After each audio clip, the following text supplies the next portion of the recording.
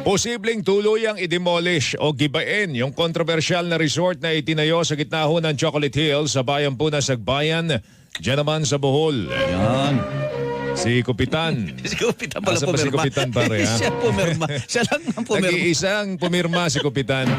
Ang sabi po ni Environment and Natural Resources Secretary Maria Antonia Yulo Loizaga, ito'y upang ibalik yung dating forma ng tinayo. Maibabalik pa ba yun? Ewan ko, may Tatamnan na lang ulit ng damo. Kumbaga sa balat yan.